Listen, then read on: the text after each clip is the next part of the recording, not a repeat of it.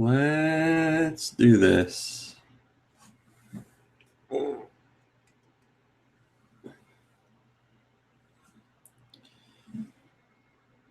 Three, two, one. GoNintendo podcast, Webisode 477, the Dusk Noir podcast. Dusk Noir is a ghost-type Pokemon. It evolves from Dusclops when traded holding a Reaper Cloth. It is the final form of Duskull. Dusk Noir is a primarily black here we go. Pokemon somewhat resembling a Cyclops. Its cylindrical head is light gray with a single eye that has a yellow iris and a red pupil. There's a yellow band near the top of its head and a short yellow antenna with a disc-shaped tip that extends from the top. 6 flat projections extend from the base of the neck and surround its head, resembling an upturned collar. Dusk Noir has well-developed arms with 2 yellow bands near its wrists and large gray hands. On the front of its torso are 2 almond-shaped markings, and on its back are 2 circular markings. Both sets of markings resemble eyes. A yellow band encircles its body, zigzagging along the front and forming a long curve around the back. It has a wispy tail in place of its feet. The antenna on Dusk Noir's head allows it to receive transmissions from the spirit world, which tell it to bring people there. Well, that's not creepy at all. However, the anime has also shown it protecting people from being taken to the spirit world. Okay. Well, you know, it's the anime. It's for kids. You gotta make it a little bit nicer, more friendly. The band on its body can open similar to a mouth. It uses the ability to take spirits into its body and carry them home, or as it travels to unknown places. Man, this is a weird Pokemon. I know articles pop up every now and again where you're like, where it's like the top 10 weirdest Pokemon or the top 10 Pokemon with weirdest backstories, and Dusk Noir is certainly one of them. That is a freaky Pokemon. As I said, it is a whatever the hell I said. It's a ghost type. You know all the rest. I'm no mom brain. I don't usually do this. So hello. Thanks for coming in. Thanks for watching. I know it is a random podcast on a Friday. I apologize for that. As I said on the site, there are some family obligations tomorrow. Nothing bad. All good. Just something Mom Brain and I have to attend. And it happens to be right around when we do the podcast, so we're not able to do the podcast tomorrow. And today, obviously, people have to work. So the usual show goers aren't here. Mom Brain is at work. Lube is at work. Kirby's at work. And rather than make them spend their Friday night doing a podcast, I figured I'd get it out of the way now. And, today's busy as it is for me anyway. So I'm squeezing this in now. So hopefully you don't mind that it's just me. I'll do my best. I usually have fun doing solo shows because of you guys. So that's that. Thanks for watching on this random Friday podcast at a random time. I know I couldn't tell you a time yesterday because I didn't know. It all depended on how work went for GoNintendo. But I was right around in between. I said 3 and 4. Here we are, and it's not even 3 yet. Close to 3. So it wasn't a bad guess. Happy Smash Brothers 3DS Day to everybody. Smash Brothers 3DS has come out. And now you can get it on the 3DS eShop, or you can get it at retail, or you can get both. And maybe you can buy your special edition Smash Brothers 3DS XL as well. I hope you're having a grand old time. Actually, I hope you're not even watching this podcast live, because I would rather know that you're playing Smash Brothers 3DS right now. And now that the game's out, we can talk all about it. Questions you have, I can talk all about my love for Rob. Rob is in the game. Rob did return. He's the one that I wanted back from Brawl because he was my main. And now he's back, so I'm very happy. And I've been playing as Rob and loving every second of it. I apologize for my voice. As you guys know, last week I was sick. As you can hear now, I'm still sick, but I'm better than I was. With Mom Brain being a teacher, and then like a whole bunch of friends being around that are also sick, we're like reinfecting each other. It's just gross, but I'm like this close to being normal. I'm almost there. I don't feel bad, just congested. Thank you to Nintendo and Guy Bonds and Yurtpacker and Andrew Eisen and Kerbals for coming into the chat and saying hello. Thank you to the people that are watching right now. I appreciate it. Hopefully you will be entertained for the next hour or so. And there won't be too much coughing like there is right now. So yeah, happy Smash Brothers Day. Please, hello Samuel. Please hop in the IRC and tell me how your Smash Brothers fun is going so far. I'd love to hear A, how you got it, retail or digital, or B, how you're enjoying it so far. And I'd also like to hear your main character. If there's if there's a newcomer to the roster that you're trying and you think you might main them, or you're sticking with a classic person. There's a couple new people that I like, and I'm tempted to put more time into them, but I just love Rob so much, and Rob got a couple upgrades. He's got a new Final Smash that I like a lot. It's better. I feel it's better than chasing people around, which is what Rob's old Final Smash was. You had to chase people around the board and hit them, and it would have, it'd deal a lot of damage, but then eventually Rob would do like a big blast randomly that would have a very good chance of knocking people off the stage. So you'd have to you'd have to hope that you would hit them with that. But this new Final Smash is a beam that splits into 3 beams. If you're in that beam's path, there's a very good chance that you're going to be knocked off the stage. And the best part is you can slowly change the direction of it. So even if you're not in the way, I might be able to put you in the way of it. So there's that. And Rob's spin move, his punching spin move is stronger. It's got a nice final hit to it that can send people sailing. So I like that. I love Rob. I don't know. I don't know why. I hardly ever hear anybody talking about Rob. Maybe he's got some sort of weakness that I don't know that makes him not good for competitive play. But I hardly ever hear people talking about him. But I love him, and I always have good luck with him. So I'm sticking with him. I love him. So yes, happy Smash Brothers Day to all that got it. I hope you're enjoying it. But we have other news to go talk about. It wasn't all just Smash Brothers this week, Can't all be Smash Brothers. How crazy is it that we were talking about Smash Brothers for years now, and following along with the Miiverse posts and all the other updates along the way, and the special Nintendo Directs and stuff like that. Years worth of stuff. And now we're finally here. We're at launch. I mean, it's not even over. We still have the Wii U version coming, which, fingers crossed, is going to be this year. We keep hearing this year. Just makes me nervous that we don't have a date yet. And I'm guessing maybe there's no date yet, or they haven't said the date yet because they don't want to cannibalize 3DS sales too much. They want to get the 3DS version out there and let people eat that up for like a month maybe, or 3 weeks or so, and then be like, oh yeah, Smash Brothers hitting the Wii U on November 21st. So I'm hoping. I'm a big Smash Brothers fan. I'm a huge Smash Brothers fan. But personally, I'm not one that has too much interest in playing it on the 3DS. I want to play it on a console locally with friends. I like it on the big screen, how it's always been. Having a 3DS option isn't a bad thing. I think it's a wonderful thing. It's just personally, if you ask me which one I would rather play, I would rather play the Wii U one. So while my excitement has somewhat subdued now that the 3DS version is out, I have a wonderful idea of what's going on with the game. My true excitement won't be over until the Wii U version has come out. I want to get that GameCube controller adapter.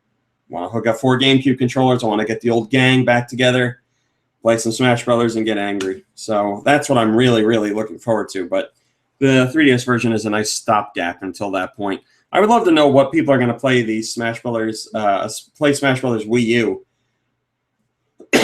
and play it with the 3DS controller, because we've talked about it, and I'm sure most of you know. But if you don't, you can use the 3DS as a controller on the Wii U version of the game. I just don't know who would want to do that. I don't know. Maybe you played the 3DS version and you're like, man, I really like the way this controls. I really like the way this feels. And when the Wii U version comes out, you want to stick with that controller scheme because it works for you. I mean, obviously, I love the GameCube controller, and I want to continue using the GameCube controller. So it's not that crazy to think that other people would find a control scheme that they like and want to take it with them wherever they go. So I'm sure there could be some people doing it. I just don't think it's going to be a large amount of people. Tendan says he's happy with the 3DS version because he's always on the go. So that's why he's happy it's on a portable. But of course, he's going to check out the Wii U version as well.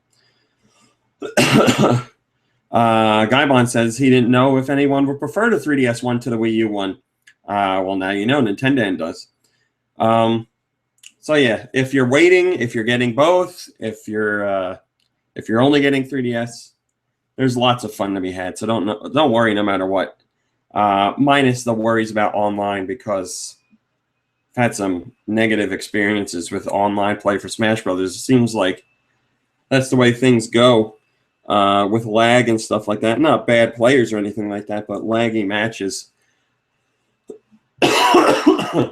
Hello, Colma. Hello, Donut Muffin. Thank you for joining us. So yeah, like I said, it's not all Smash Brothers talk. We got to talk about other stuff too. Now I have my lovely regular desktop to talk about it. Also, if you're watching and you haven't seen me do a podcast from my office before, I'm in here because I can keep the door closed and the cat doesn't bother me. But if you're wondering what this is back here, it's the Miyamoto cake from when Miyamoto visited New York City at the Nintendo World Store, and him and Reggie cut a special Super Mario Brothers cake. And somehow, some crazy way, I was lucky enough to be offered that cake. Obviously, it's not real cake. There were 4 sections of it, 1 section being real cake, and I have the 3 sections left. And you'd think I would display that lovely piece of fake cake in my office, and instead I have a blanket over it. Why is that? Well, because the outside is fondant, however you say it. And my cat loves to eat it, so I have to keep it covered, which is sad. And when we move out of this joint, I'm going to get myself a nice plexiglass case to put it in and take care of it that way. But for now, it's just hidden to keep the cat away from it. And why is the Professor Layton hat on it? I don't know, because of this. All right. Let's do regular news. Nintendo sent me an excited text message earlier in the week about a new campaign that was kicking off in Japan to promote the new 3DS. And the new 3DS is the only version of the new 3DS designs, as in there's new 3DS and new 3DS XL.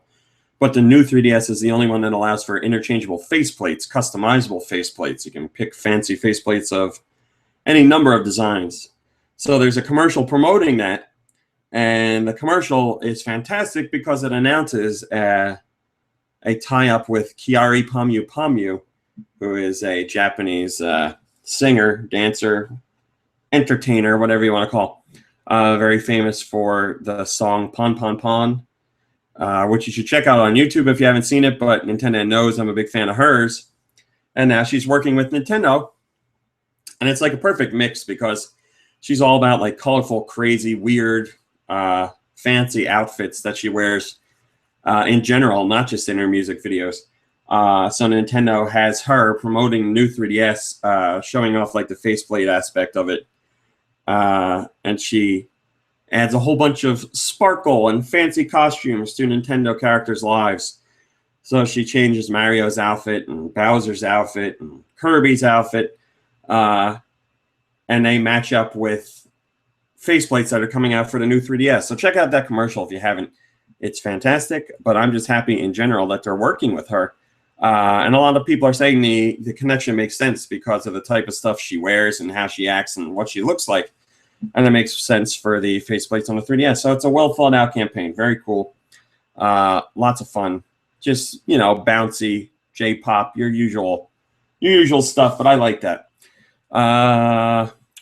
Mochlum has the first comment, and he says, "This is my favorite Nintendo commercial of all time.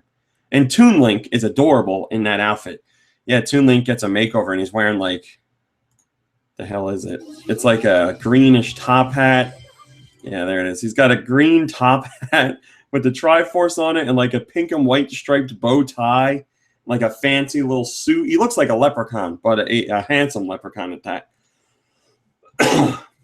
Nintendo says, Kiari Pamyu commercial, the one I'm talking about, has almost reached 1.5 million views in just 5 days. So obviously this pairing has worked very well for Nintendo, and it's making big waves outside of Japan as well, because there's a lot of fans over here of Kiari Pamyu.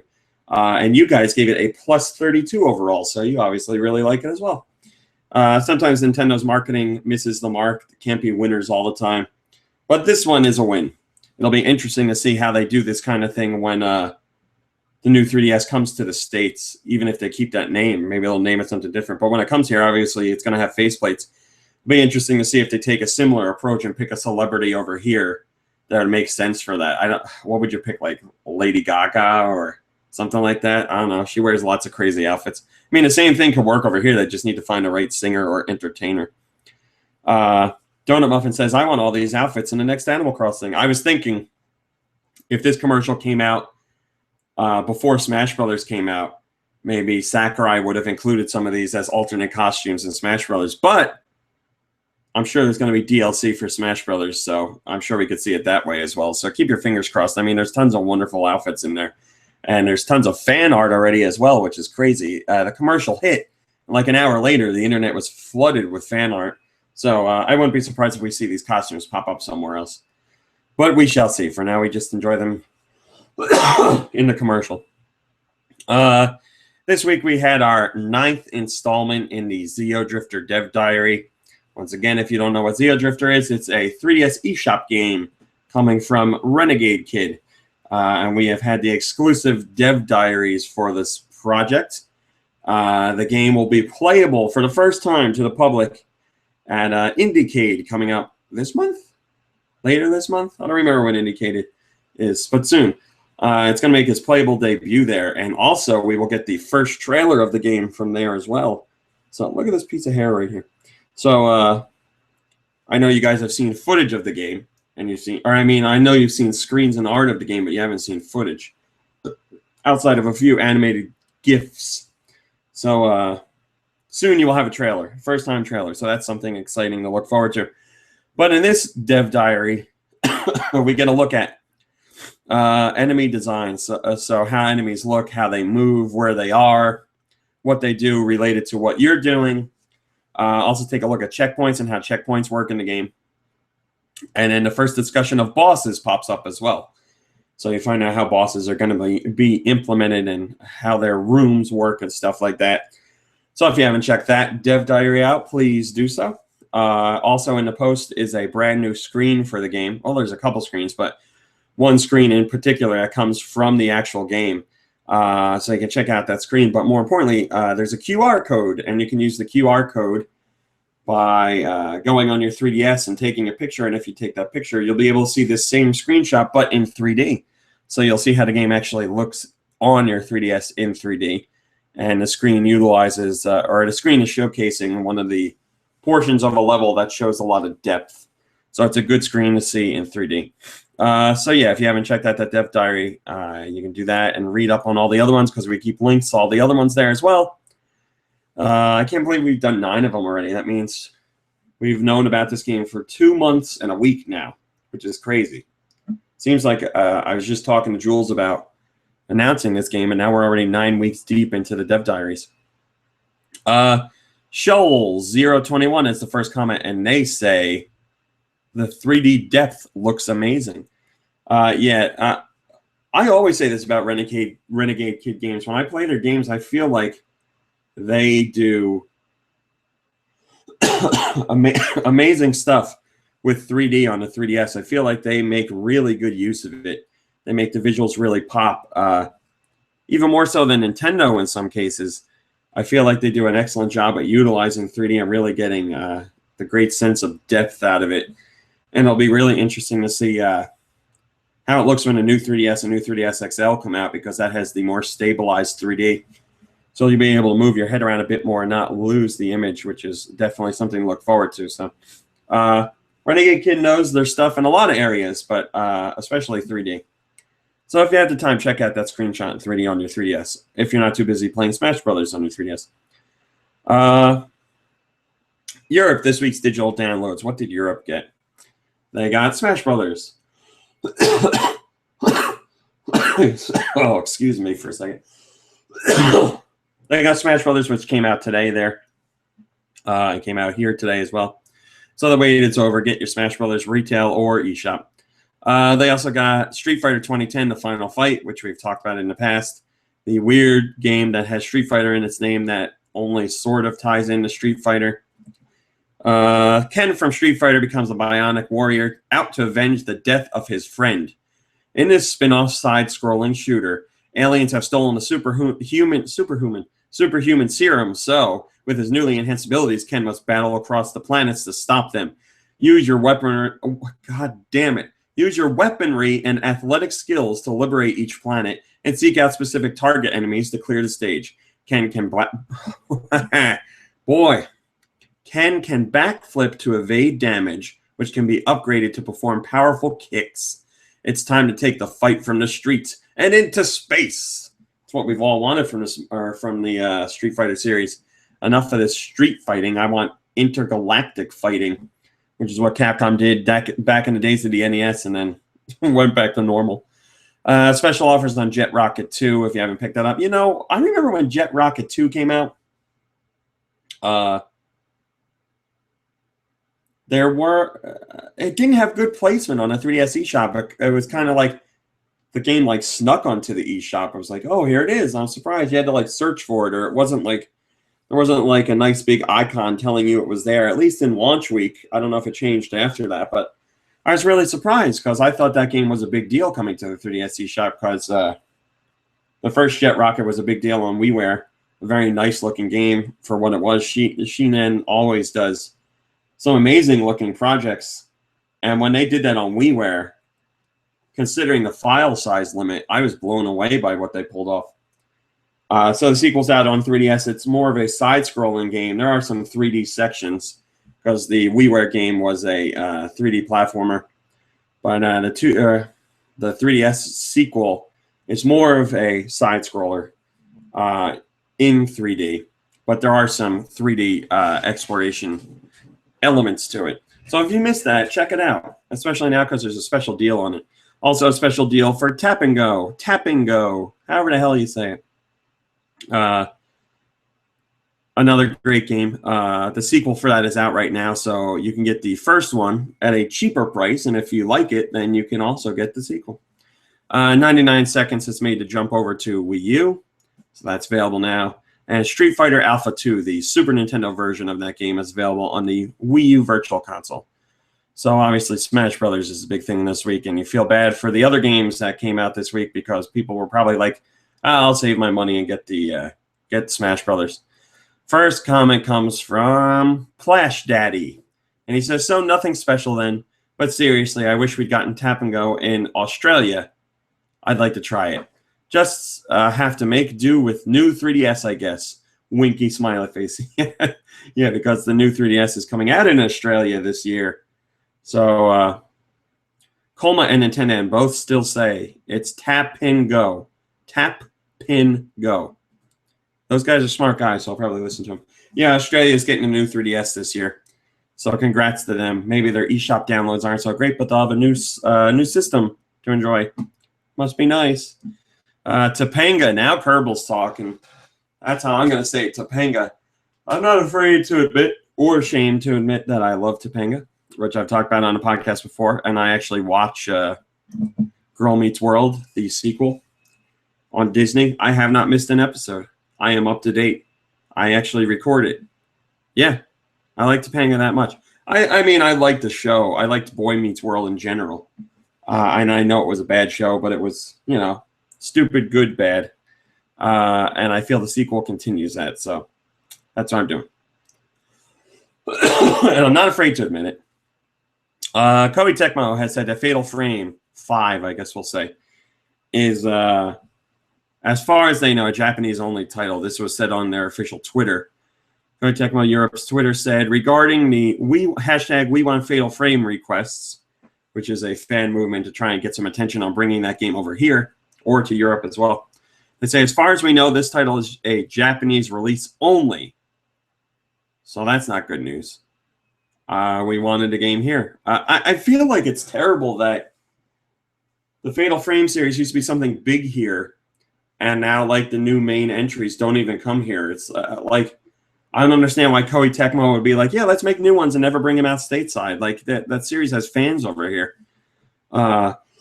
It's not like it was Silent Hill, where series had a lot of fans and still does, but fell off a big cliff in terms of quality. Quality in the most recent entries really fell down, and fans were upset. And now we have PT, which is like very, very, very, very big upswing in the other direction. People are excited about that. So that's great to see. I'm personally very excited for that. But it's just surprising because Fatal Frame never had like a truly bad entry in the franchise. And it had a following here in the States and in Europe, and now they just don't bring it here. Like, I don't get it. Why are they limiting the reach of this franchise? It has worldwide appeal. And then we get the, like, whatever that 3DS game was, like the Spirit Camera game, whatever that was called. We get that over here, which is loosely tied to the Fatal Frame series. So why do we get like a spin-off side thing? Like, that gets localized no problem. And this main entry in the franchise doesn't get localized, especially when we use hurting for big name content. You think they'd be like, yeah, let's get this game localized. People are going to be excited about this. This is a good one to promote the system. Something unique and exclusive you can only find on Wii U from a franchise that people are familiar with. Nope, not the case. Well, as far as we know right now, not the case. Whether that changes or not, we shall see. Doesn't look too good, but then again, it didn't look good for Xenoblade Chronicles, and now look at how far that's come. Game was a big hit here when it came out. Got a character in Smash Brothers. Getting a port to the new 3DS, which is coming here. Like, that's crazy. I don't get it at all. Maybe they're like, this game is too Japanese-centric? I don't know. It doesn't make any sense. I just want to play the damn game. Is that so crazy? I bought a system. It's getting tons of indie support, not so much traditional publisher support. And then we have a game from Nintendo/Koei Tecmo in a franchise that North Americans and Europeans know about and have played and respect, and we can't get it here.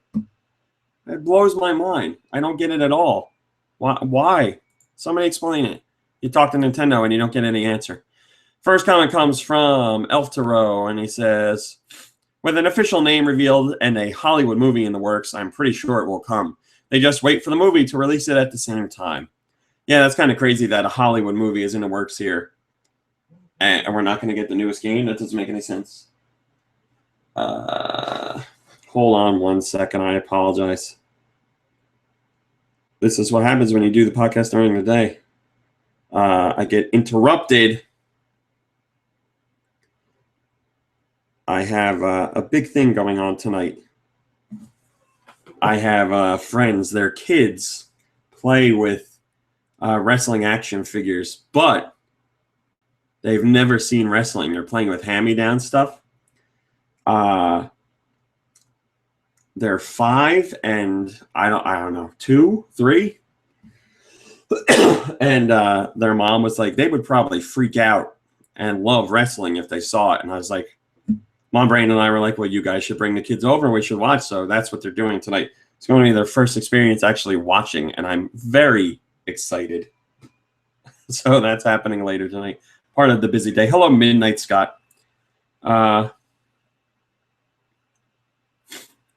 yeah, Fatal Frame makes me angry. I don't want to talk about it anymore. Hopefully it'll come here, and if it does, I will sing from the mountaintops. But as for right now, no good news. New Wii U firmware update, and it was a firmware update we've been waiting for. As far as Engadget's concerned, we weren't waiting for it. We have no reason to need it or want it because they love to kick people when they're down. But this new firmware update adds the ability to use and create folders on the Wii U. So if you're someone that likes to download a lot of eShop games, you can now organize them much better than what they were. It was something that really bugged me with the Wii U, actually. Downloading games and having them all over like the gamepad menu. It was just like block, block, block, block, block, block, block, block, scroll through page, block, block, block. Like, I wasn't going to go through and make them alphabetical order or anything like that. I'd like to organize them alphabetically by system in a folder.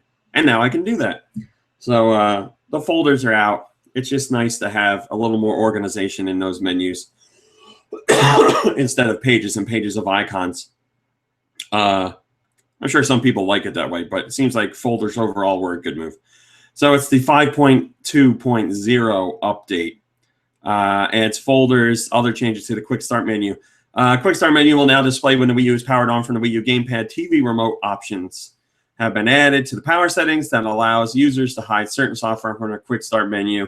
Changes to the home menu. The design and the layout of the home menu has been updated. Changes to the eShop. Disabled usage of characters not used when redeeming eShop cards, such as O, I, Z, and others.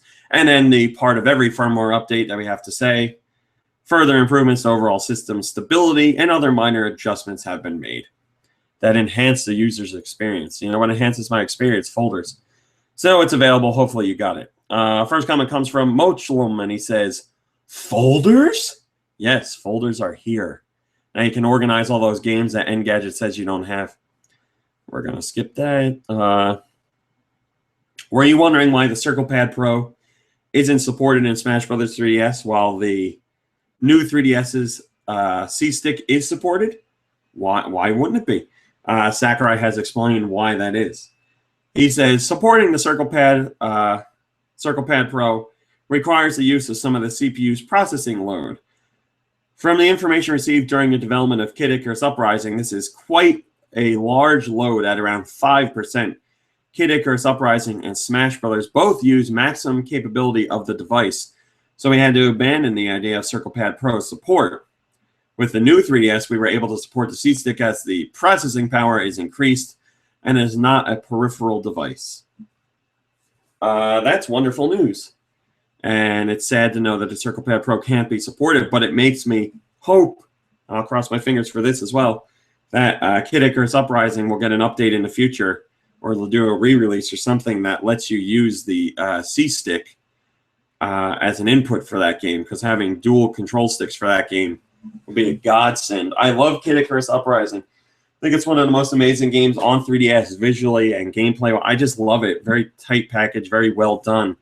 But stylus and circle pad controls can make for hand cramps, can make controls a little more difficult than need be. But it's one of those games where dealing with the controls and learning how to use them are worth it because the game is so fantastic.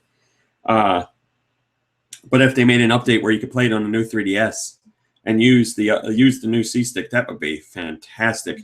I would love to see that happen. So, like I said, fingers crossed. Let's hope that happens. But now you know why the Circle Pad Pro isn't supported in Smash Brothers. First comment comes from Mecha Kojiro, and he says, well, that does make sense considering the 3DS practically turns off upon exiting the demo. Now you know. Mysteries explained. No more wondering. Here's a really interesting story from this week about Smash Brothers. I have Smash Brothers on the brain. About Super Mario Brothers 2, and that is the original Japanese version of Super Mario Brothers 2. So what we know as the Lost Levels. We had to wait until Super Mario All-Stars on the Super Nintendo to get our first taste of the original Super Mario Brothers 2. And as we've said before, and as I'm sure you know, the game was not released here because Nintendo feared it was too difficult for North American audiences, and I didn't want to turn off all their new fans of Mario Brothers. I didn't want Super Mario Brothers to be a big hit like it was, bring out the sequel and have it be too difficult, and then lose fans in the franchise, which is why we got Doki Doki Panic turned into the North American version of Super Mario Brothers 2, which in Japan is called Super Mario USA. But like I said, Super Mario All-Stars gave us the ability to finally play localized the original Super Mario Brothers 2 from Japan. But it turns out we almost didn't have to wait that long, or one lucky person didn't. Back in the days of Nintendo Power, rest in peace, there were a whole bunch of ideas for promotions for the magazine. And Nintendo had the idea that perhaps they would do a special promotion or giveaway to draw attention to Nintendo Power using Super Mario Bros. 2, the Japanese version. Nintendo actually made one localized NES cartridge of Super Mario Bros. 2, Japanese version. And they were going to start a contest through Nintendo Power that gave one lucky person the chance to win that copy. So one person in North America would have the only officially localized version of Super Mario Bros. 2 from Japan on the NES. But Nintendo decided to not do that because they didn't want to promote that in the magazine and confuse people by saying, here's Super Mario Brothers 2. And then when we got Super Mario Brothers 2, it was a completely different game. So they didn't want to confuse consumers. So the idea was nixed. So you know what that means. That NES cartridge is out there somewhere. Somewhere within the halls of Nintendo or something. There is perhaps an unlabeled cartridge that has an officially localized version of Super Mario Bros. 2 from Japan to play on your NES. That's a huge deal to me. I think that's such a cool part of history that we didn't know until this point. So somewhere, I'm guessing Nintendo still has that, and it may never leave Nintendo's hands. But could you imagine how much that cartridge would be worth today? We see cartridges today go for like upwards of $50,000 if they're the right cartridge. Can you imagine if that cartridge made it out? Like, it wouldn't be the fact of like, here it is for the NES, and you can play it on the NES, and people would dump it and put it on their own cartridge. Yeah, that'd be fun, whatever. But the real deal would be like, this was made by Nintendo and someone has it. Like, just pop it in your NES.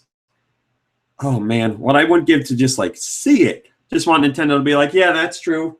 Here it is. Like, I don't even care if it doesn't have a label on it or anything. Or it's just, like, the actual, like, circuit board. I just want to see it. It should be, like, framed in a museum somewhere. Like, it should be at Nintendo's headquarters where they have that shop. I want it shown off there. But I'm guessing Nintendo's not going to talk about it. So it exists somewhere out there, and I'm sure someday someone will get it handed down through generations of Nintendo in the future when we're all playing video games in real life and have chips implanted in our brain. Somebody will be like, look, you used to put this inside systems. First comment comes from Archer9234, and he says, I'd like to see that box art. Yeah, I'm sure it would be a lot different. That's true. So it's out there somewhere. Someday somebody's getting it. And someone's going to make a pretty penny off of it one day. We know that Nintendo is pretty much the reason why Bayonetta 2 exists. Platinum has said numerous times that Bayonetta 2 wouldn't be available and wouldn't be a game and wouldn't be played by people if it weren't for Nintendo. And Hideki Kamiya over at Platinum has stressed this point quite a few times, but now he's given like the final end-all, be-all. He's given the full explanation. Because he's so tired of people still complaining, like saying, like, why is Bayonetta 2 Wii U exclusive? He's tired of it. So he gave the final explanation. I'm going to read the whole thing because it's great. He says, I think I've discussed this many times before, but here we go. First of all, Platinum Games are developers that receive support from publishers by making games that they request or suggest. Burp. He didn't say that. As for Bayonetta, we developed a game after signing a deal with Sega. Later, it was decided to also develop the sequel, so we started working on Bayonetta 2. When development had progressed to a certain degree, in Sega's situation, it turned into, this isn't a good plan. So development halted temporarily. Without funding, we didn't have the possibility to continue development, but we wanted to get this partially developed Bayonetta 2 available to the public one way or another. So we offered it to various publishers, but as it was a big title, we couldn't find a partner company. Finally, Bayonetta 2 was about to get terminated completely when... Nintendo came in and lent a hand, and we were able to restart the development we so desired. Finally, the game was released last week in Japan. So in 5 years, we were able to make Bayonetta 2 available to the public. Knowing those circumstances, if someone is still angry for heading towards Nintendo, I wonder what's the reason for that. Wouldn't you tell me in a way that it is easy to understand? As I've said earlier, if you want Bayonetta 2 on PS4 or Xbox One, how about trying to ask Nintendo? And Nintendo doesn't say, yes, it's not going to happen. While you're at it, try asking for Mario and Zelda, too. So he's like, it's not coming to other systems. This is Nintendo's thing. You're going to have as much a chance as Mario and Zelda hitting those systems. Kamiya is never one to mince words on Twitter, and he speaks his mind. So he laid it all out there. The game wouldn't have happened without Nintendo, which is something we've heard before, but now he's really stressing that point. This game tried to happen with other people, but didn't. And Nintendo came in as the white knight and took care of it. So the game is available in Japan, soon to be available in Europe and North America. If you're up for a little fun and anger, follow Kamiya on Twitter because he's very vocal and often curses and is angry and really lets people have it. I saw a tweet the other day. I don't know if it was real. Somebody said something along, I'm sure somebody in the IRC could link me to it. It's something along the lines of someone asking Kamiya, how do you feel about making Bayonetta 2 on undesirable hardware or underwhelming or underpowered or something along those lines. Disappointing hardware, something like that. And his response was, how does your mother feel about having such a disappointment as a son? I'm one for like I'm tired of snarky comments on Twitter and stuff like that, but like I don't know that what Kamiya is doing is snarky. It's just all out like it's like a roast. Like his comments are always like a Comedy Central roast. He just attacks ruthlessly. So yeah, follow him on Twitter if you haven't. His Twitter handle, I don't know what it is off the top of my head, but just type in Hideki Kamiya Twitter on Google and it'll come up. Always good for a laugh. But if you're turned off by cursing, I suggest you don't look at it. First comment comes from Casey44. And he says, their loss and our amazing gain. Can't wait for this game so much. This pleases my butt-whipping torture device. I was talking to Casey44 in email. I think it was email. Yeah, it was email. We were talking about something else, and I said, I missed you in the comments this week. And he said, yeah, I missed out on top comment a couple times. I said, this was about last week's show. I said, I didn't have any of our This Pleases My stuff. He said, yeah, I know, but I'll be back. And there he is. There you go. We have it in the IRC. The tweet was, Kamiya, do you feel disappointed about having developed Bayonetta 2 for an inferior hardware? And Mr. Kamiya responded, isn't your mom disappointed with her inferior son? That's a great response. Man, that guy is funny. All right. Sakurai also talked about why Smash Brothers on the 3DS doesn't have transforming characters like, Zelda and Sheik transforming. Instead, they're separate characters. And Mr. Sakurai says it's basically due to 3DS limitations. It was possible. Oh, boy. It was possible that both characters exist together as one on 3DS. However, reaching that limit can sometimes lead in good directions. Transforming characters had the drawback of ambiguous tactics and such. And I believe that they've become more fresh now. So 3DS limitations made it so that there's no transforming characters, but Mr. Sakurai believes this was actually a step in the right direction. First comment comes from OctoG123, and he says, 3DS confirmed for ruining Smash Brothers. A lot of people have said that. You didn't get some things in Smash Brothers because the 3DS version couldn't handle it. I will read Guy Bond's comment because it's second, and he is in the chat right now. He says, while I also think it is better to have separate characters rather than transforming ones, seeing the limitations in 3DS doesn't sit well with most Smash fans. I wonder if future installments will follow this dual release trend. Who am I kidding? Smash 3DS is selling like hotcakes, and I suspect the Wii U version will do the same. Yeah, I mean, it's not something you want to hear. You're like, oh, limitations, that's great. But you're not going to be like, I don't want to see it. I'm not getting it. I'm not playing it. Hello, Emily Rogers. So, yeah, I can understand people being upset about it, but it's not like it's a deal breaker. Unless you're a Ice Climbers fan. Mr. Sakurai also talked about the process of making characters for Smash Brothers, and he said, believe it or not, it takes about a year to create a character from start to finish. So obviously, they were working on multiple characters at once, but it takes about a year's worth of work to create a character and fully flesh them out.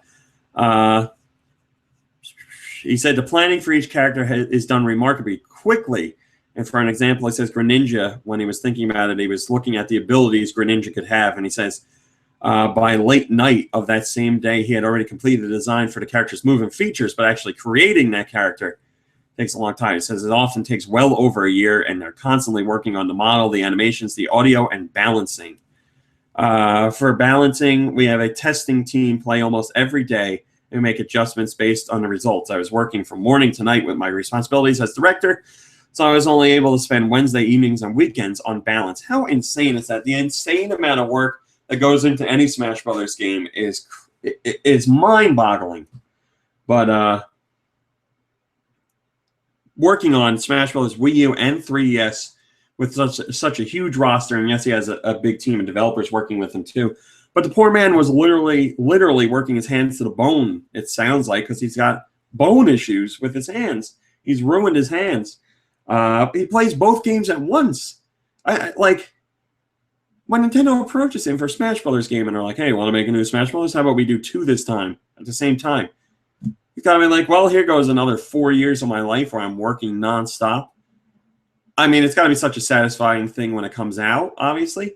And it's got to be satisfying to see the millions and millions of fans that are out there. I mean, I was putting myself in the place of Sakurai at the tournament that happened at E3, seeing like the arena full of people. Like it makes me, it would make me, hello, Gory Haim, it would make me want to tear up.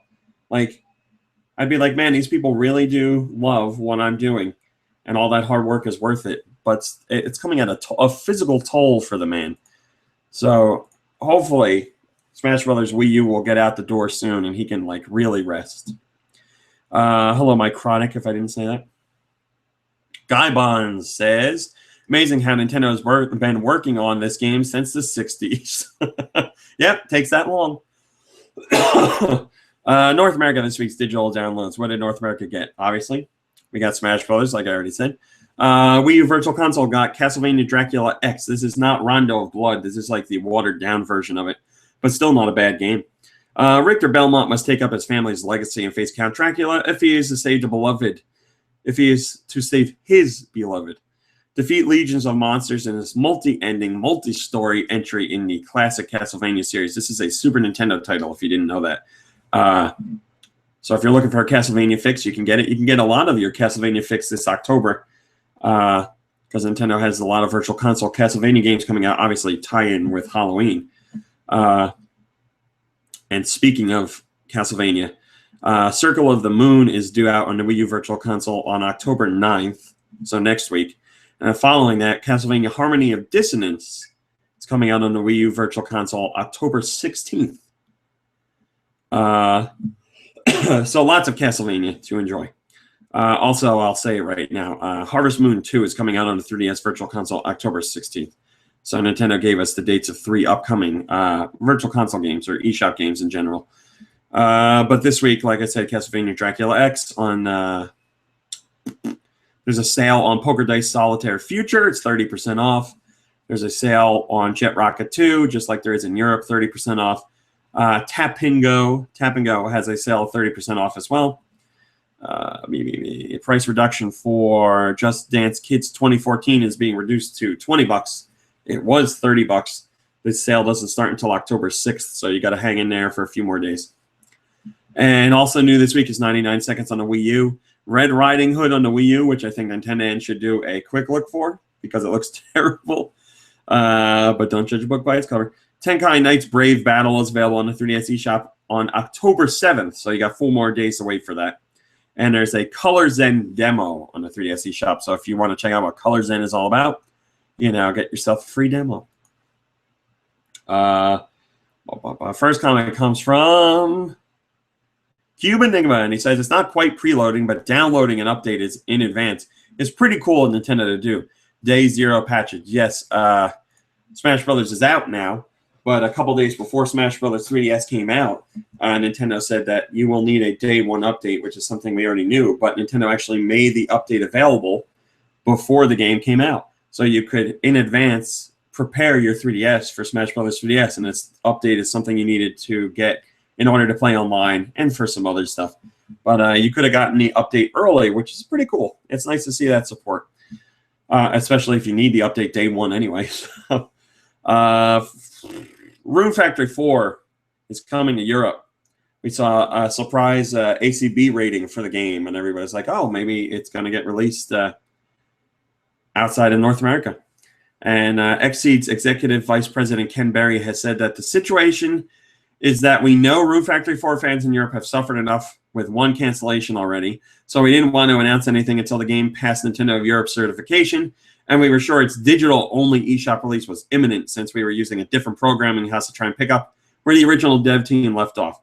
Though I can't disclose which development house is handling the PAL localization programming duties for us, I can say that it's been in the works for months already, and we hope to start the master submission process with Nintendo of Europe within the next couple of weeks. So, barring any huge disaster, the game is going to see release in Europe. It's going to be digital only, but it's better than what it was before, which was not available at all. So the game has gone from not available at all with no hope to eShop release imminent. So that's fantastic news. We're very happy to see that. And Rune Factory fans can look forward to that mess ending soon. First comment comes from Casey44. And he says, yay, good. This pleases my factory. Wait, this pleases my ruin. No, wait, this pleases my banana. Yeah, that's related. So, yeah, it's exciting news. It's good news. It's surprising news. Came out of nowhere. We're happy to see it happen. And that is, as of Friday on 3 p.m., your top stories. So I don't know if anything crazy is going to happen tonight. You never know. But as of right now, those are your top stories. What'd you play this week, Raw Meat Cowboy? Oh, thanks for asking, Raw Meat Cowboy. I played Smash Bros. 3DS, and I'm still excited to go online now that the game is released worldwide and see what you guys have to offer and hand my ass to me readily. I'm just hoping the online actually plays well. We shall see. I've had 50-50 luck with it so far, so we'll see what happens. But I'm going to be playing that a lot more. And the other game I've been playing Panda Pop on my phone. The whole reason I got Panda Pop is because I didn't want to support King, because I don't believe in what they do. If you do, that's fine. Not judging you any bit. They have some games I would love to play, but I'm not because I don't want to support them because of what they did to some other developers. So I was looking for like a bust a move puzzle bobble clone. So I got Panda Pop. It's the same thing, but it's still fun. Lots of levels. You know what to expect. So I've been playing that a lot. And I've been spending most of my time playing Destiny. I've been playing Destiny. Oh, I played some Hyrule Warriors this week, too. I did some co-op, which was a lot more fun than I expected.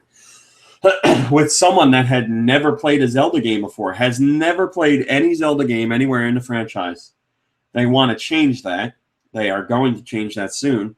But now their first experience with a Zelda game is Hyrule Warriors. Quite a random and odd game to get you introduced to the Zelda franchise. But foot's in the door now. So I played that. Thank you, Coleman. You judged those people for me. Which is better, Panda Pop or Smash Brothers 3DS, says Guy Bonds. I'm going to have to go with Smash Brothers, but Panda Pop is an excellent game. It's free as well, so you can't beat that. But yeah, I've been spending most of my time playing Destiny. I like Destiny. I know some reviewers are like, whatever. I'm not hard to please. I like first-person shooters. I love picking up loot. I love upgrading my character. I've been playing with Doom Michaels and Lube. I'm having a lot of fun with it. I play it like every night before I go to bed. Go in there, do a couple strike missions or some Crucible matches and try and get some new engrams to upgrade my character and get some better weapons and continue soft leveling.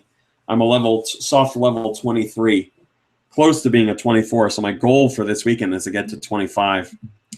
But I'm having fun with it. I like it. I don't know. I got my hand cannon. I'm pulling off headshots left and right. Boom! Headshot. And I'm having fun.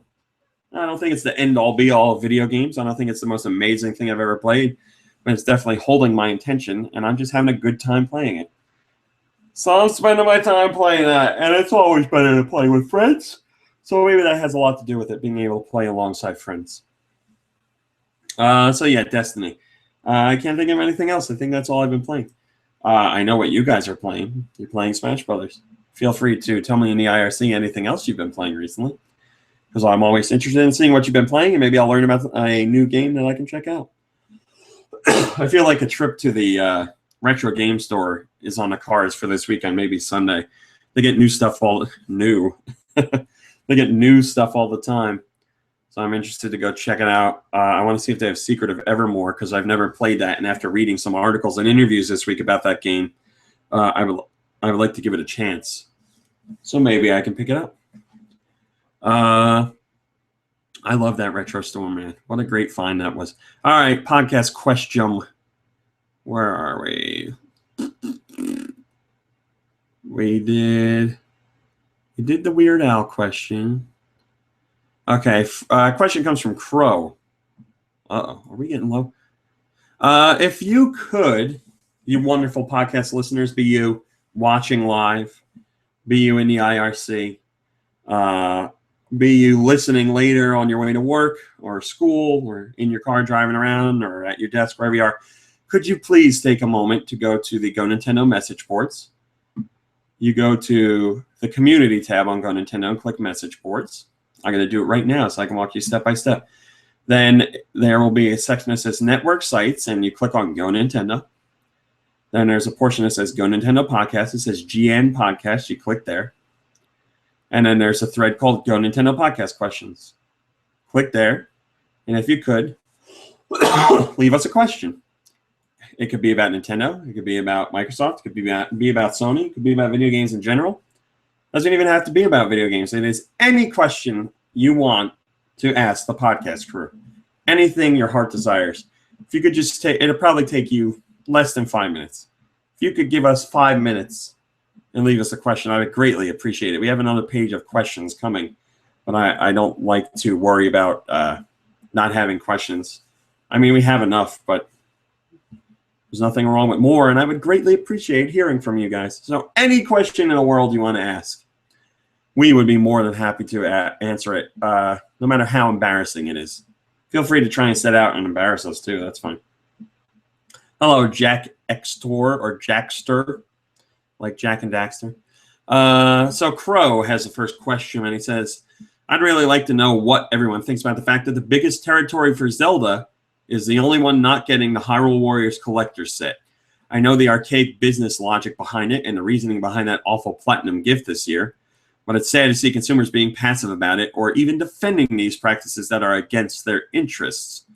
Just like store-exclusive bonuses are bad for the consumer, region-exclusive bonuses are bad for the consumer. I agree. I don't understand why that is the case. Maybe Nintendo was like, well, it's a spin-off Zelda game, so it's not going to sell that much. Plus, it's on the Wii U, which has a smaller install base, so it's not going to sell that much. So maybe doing the collector's edition in the States isn't a good idea. And then maybe at Nintendo, somebody at Nintendo would have been like, but, you know, Zelda's biggest here and sells the most here, so if you're going to attach the Zelda name to something, maybe it'll have the best chance of bigger sales here.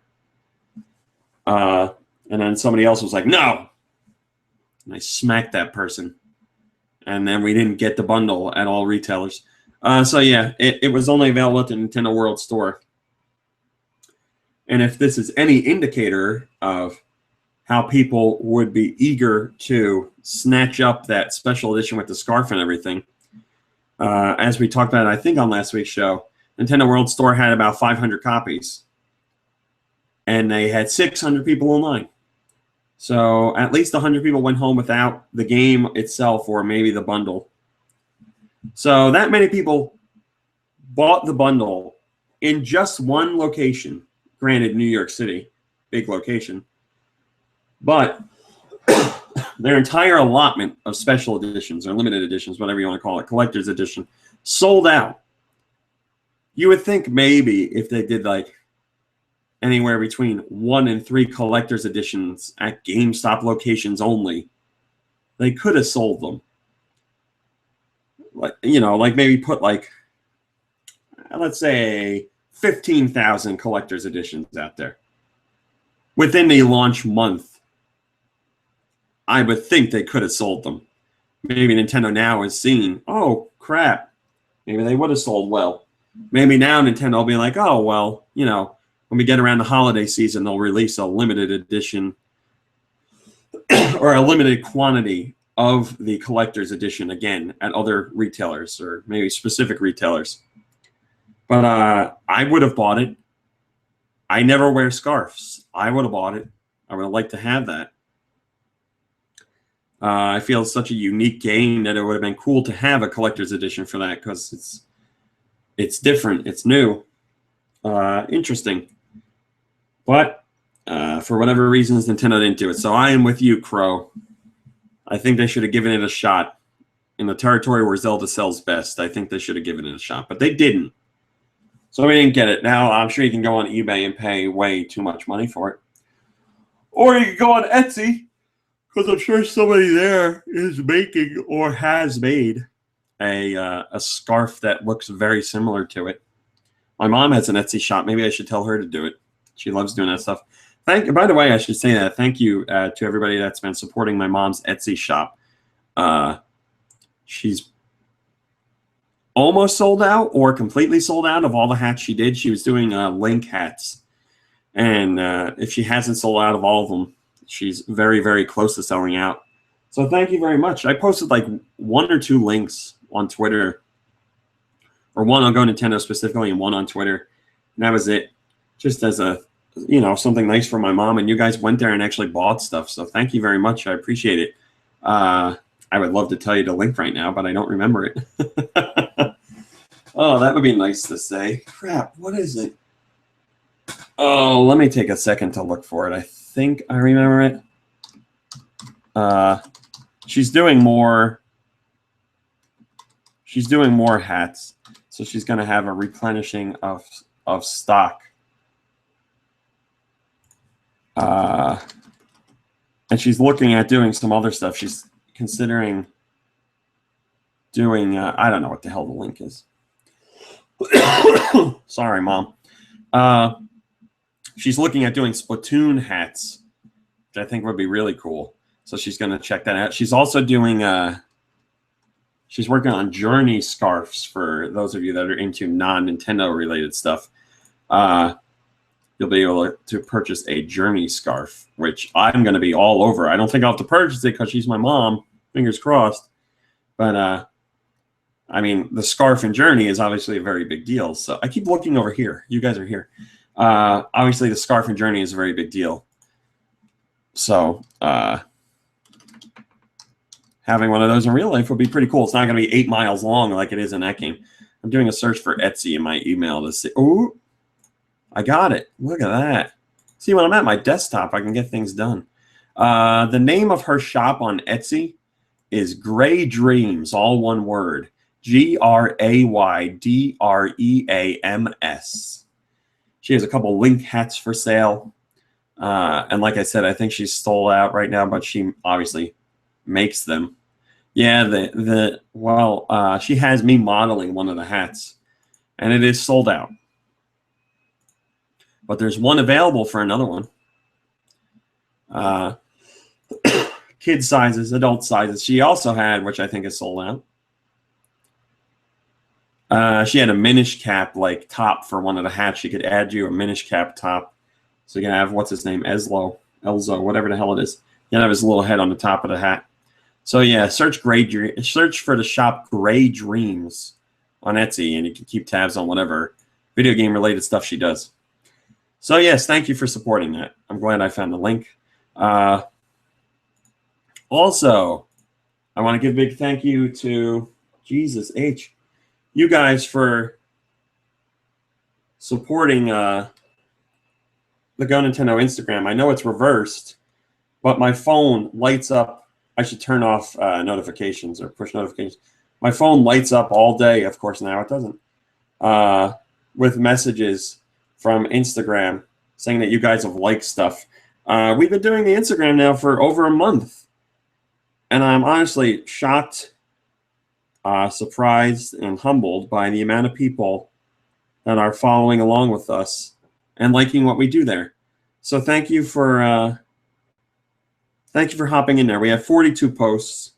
I haven't been doing too many voice-related posts lately because I've been sick, so my voice it's still not right, but it's better. But we do videos on there and stuff like that. So it's not just pictures of like, here's a Nintendo game. I try and keep them topical. For example, I'll tell you what we did this week. Talked about the N64's 18th anniversary. Talked about the Fatal Frame situation, which I did a video for. I posted about Nintendo's new website, play.nintendo, I believe, .com, opening. So we got a picture from that. I always do a video every week for the North American digital download. So I do a video where I read through what comes out and show accompanying screens. And then I just did a basic picture of Smash Brothers today. so everyone could celebrate a happy Smash Brothers launch day. So yeah, thank you to everybody that's followed us on Instagram. If you would like to follow the official Instagram account of GoNintendo, just search GoNintendo. It's just GoNintendo. I went to get other names and they were all taken, but just GoNintendo was open. So GoNintendo, it's our logo, the red and white logo. And if you like Instagram stuff, you should follow. But thank you to everybody that's followed already. All right, I did questions. I can't do music. We did news. We did what we played. We had a fun time. Coleman's leaving. So it's time for us to all go. If Coleman's not going to be here, we can't go. We can't go on with the show. We got to go. Plus, I have to get back to regular work. I finish the show, and then I go back to doing stuff on GoNintendo. So thank you to those of you that stopped in on this random podcast today. I appreciate it. Thanks to everybody in the IRC, like Booster, Cuckoo, Andrew Eisen, Mycronic, Homa, who is now gone, Guy Bonds, and Tenan, Emily Rogers, Kerbals, whoever else I missed that was in there. Thank you, everybody that's watching over here. Thank you, everybody that watches in general, be it after. There's a lot of people that watch this show after it's over. So thank you for that. And thanks to everybody that downloads the show like usual. You can get us on iTunes. You can get us direct link on GoNintendo. Whatever you want, I got it. So I guess that's it for today. I hope you all are having a wonderful Smash Brothers launch day. And I hope you have a wonderful Smash Brothers weekend. Don't break your 3DS. Don't ruin the circle pad on it. Don't get angry. Just learn to play better. And have a wonderful weekend. And I will see you next week back with the regular crew. So thanks for putting up with just me. Thanks for watching. Thanks for listening. And I will see you next week. Goodbye, everybody. All right. Give me a second to export, and then the video is going to be over. Look at the light going crazy in that camera. All right, the show's done exporting. Red Dragon, I'm sorry, I should have said your name. Well, you'll be in the video version. For my wrestling fans, who saw that triple threat on Monday Night Raw while I'm waiting for this to export? Ziggler, The Miz, and Cesaro. Holy moly, great match. That was awesome. And I want to say that Damien Mizdow is doing a fantastic job. It's so nice to see him in a role that's getting him screen time as an actual character. And him being The Miz's stunt double is hysterical. Mimicking all the moves that The Miz does in the ring while he's wrestling. He does a fantastic job. He is really funny. Plus, he's a talented wrestler. I really think he deserves much better than what he's gotten in WWE up to this point. But I feel like now this tie-up with The Miz is really helping him work and get out in front of people. Obviously, there's going to be some point where one turns on the other and he turns on The Miz, or The Miz turns on him. And I could see something where, like, you know, Damien Sandow wants to become the A-lister and is tired of being just a stunt double and, like, wrestles The Miz for his career or something silly like that, which would be fine by me. It's funny. I feel like The Miz has really gotten back on his game. There was a while there where I feel like he was, like, lost in the ring. He lost his mojo. He lost his ability to wrestle, because I thought The Miz was a decent wrestler. I thought he was pretty damn good. And then I feel like he lost it for a while, and his character lost his way, and then he disappeared because he was filming movies and everything. But now I feel like he's back in it. They got him a good character tied to what's going on with him in movies and stuff like that. I feel like he's doing good in-ring work, fun to watch. So I'm liking where he is right now.